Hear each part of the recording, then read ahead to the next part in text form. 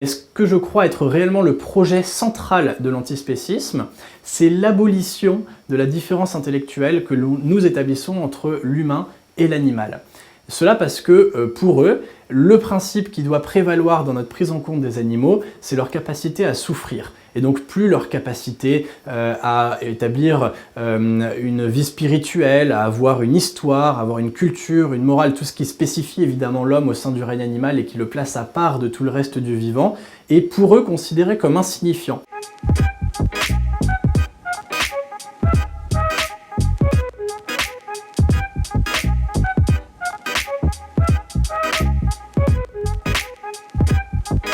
L'antispécisme, c'est un concept qui est militant, qui a été forgé par des partisans de la cause animale et qui vise à dénoncer une nouvelle forme de discrimination calquée sur le modèle du racisme ou du sexisme. Il y aurait, selon ces militants, une discrimination spéciste, c'est-à-dire qui repose sur le critère de l'espèce. Pour faire très simple, si je considère qu'il faut traiter différemment les cochons parce que ce sont des cochons ou les humains parce que ce sont des humains, eh bien je suis spéciste, c'est-à-dire que j'établis une frontière morale entre les espèces animales et donc je considérerais par exemple normal que les cochons puissent être envoyés à l'abattoir alors qu'évidemment il est hors de question de le faire pour des êtres humains. Il faut bien comprendre que ce terme militant vise au fond à prôner la prise en compte des intérêts des animaux au même titre que les humains. D'ailleurs à tel point que les antispécistes ne parlent pas des animaux, mais ils parlent des animaux non humains, pour rappeler que l'homme est selon eux un animal exactement comme un autre.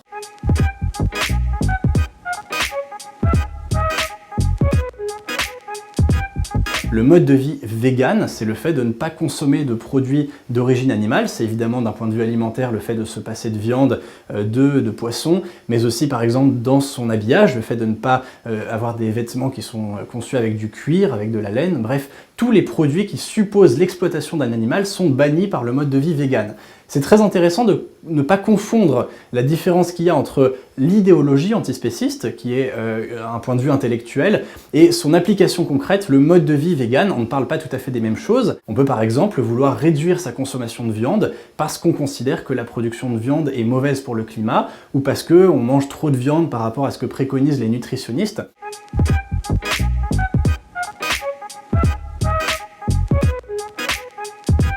Ce qu'il y a de révolutionnaire dans l'antispécisme, c'est de supprimer, au plan moral, la frontière entre l'humain et l'animal, en considérant que le critère selon lequel on doit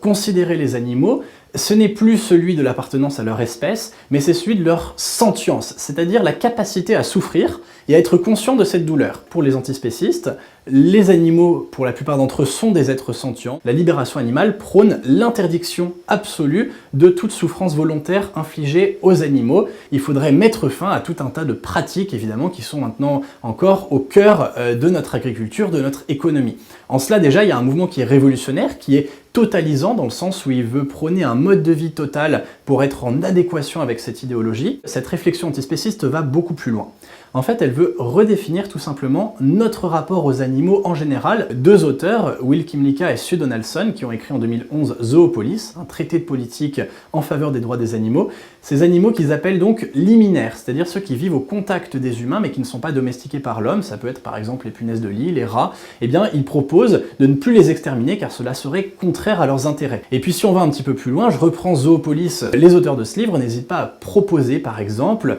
de mieux éduquer les animaux domestiques pour les acculturer à notre mode de vie, à nos coutumes et à nos valeurs, pour qu'ils soient davantage nos égaux, ou encore de mettre en place des espaces sauvages dédiés aux animaux sauvages qui seraient garantis par des traités internationaux, en fait quasiment des nations indépendantes à destination des animaux sauvages.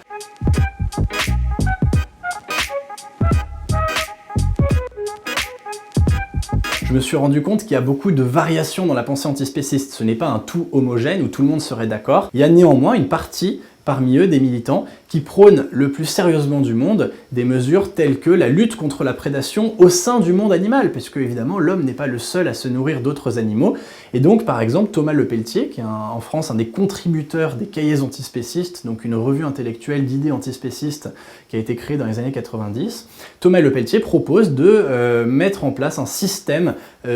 d'alternative à l'alimentation des lions, et donc il faudrait qu'ils soient transformés en végétariens. Ça peut passer par une modification de leur génome, ça peut passer aussi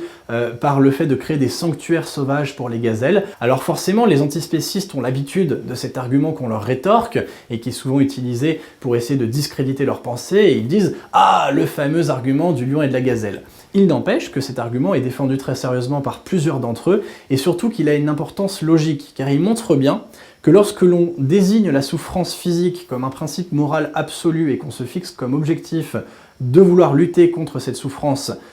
chaque fois où c'est possible, eh bien finalement il y a très peu de limites à ce mouvement. Il y a donc une sorte d'extension indéfinie des droits des animaux qui suppose une emprise humaine beaucoup plus importante dans la nature.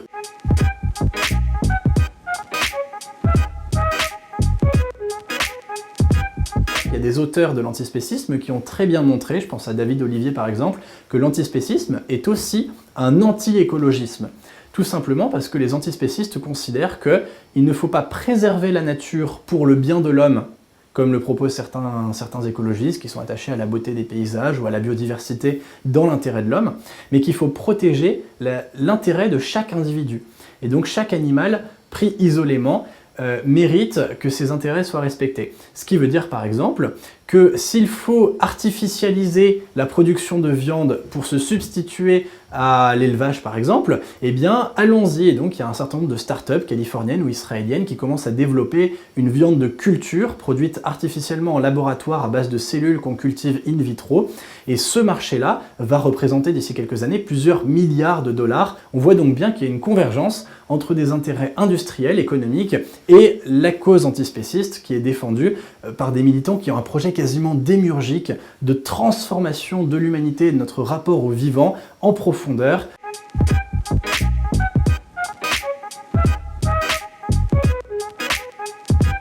Probablement que l'homme n'est plus au rendez-vous de la responsabilité qui lui incombe à l'égard du vivant. Et que lorsqu'on voit des images tournées certes illégalement et à des fins militantes par l'association L214, mais qui sont proprement choquantes dans certains abattoirs ou dans certains élevages, on se dit qu'il y a effectivement un problème et que la condition animale, le bien-être animal, sont des véritables sujets politiques qu'il faut mettre à l'agenda. Seulement, il faut bien comprendre qu'il y a une différence radicale entre l'idée de s'intéresser aux devoirs de l'homme envers les animaux. C'est pas la même chose du tout que de dire que les animaux ont des droits. Donc si on reconnaît que l'animal a des droits, c'est-à-dire en fait ce que demandent certains militants depuis maintenant plusieurs années aux députés, c'est de faire inscrire dans le code civil l'idée selon laquelle l'animal aurait une personnalité juridique, on se situe sur un tout autre registre. Et ce que je décris là n'est pas de la science-fiction, ce n'est pas une utopie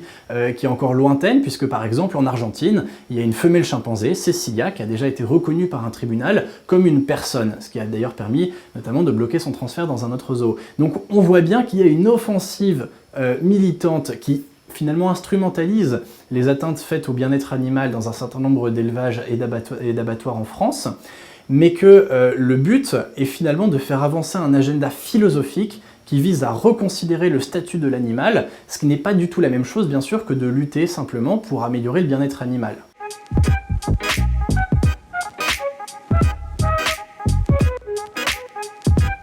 Le titre que j'ai choisi pour ce livre, L'extinction de l'homme, peut sembler peut-être un petit peu exagéré, mais ce que je crois être réellement le projet central de l'antispécisme, c'est l'abolition de la différence intellectuelle que nous établissons entre l'humain et l'animal. Cela parce que, pour eux, le principe qui doit prévaloir dans notre prise en compte des animaux, c'est leur capacité à souffrir. Et donc plus leur capacité à établir une vie spirituelle, à avoir une histoire, à avoir une culture, une morale, tout ce qui spécifie évidemment l'homme au sein du règne animal et qui le place à part de tout le reste du vivant, est pour eux considéré comme insignifiant. Ils ne nient pas l'existence de facultés supérieures chez l'homme, mais ils considèrent que cela ne produit que des différences de degrés avec les animaux, l'homme est simplement un peu plus intelligent, et jamais des différences de nature. Et donc, je crois que ce projet-là aboutit à la déconstruction et donc finalement à l'effondrement de l'idée d'humanité, c'est-à-dire le fait qu'appartenir à l'espèce humaine nous situerait à part de manière prééminente au sein du monde vivant.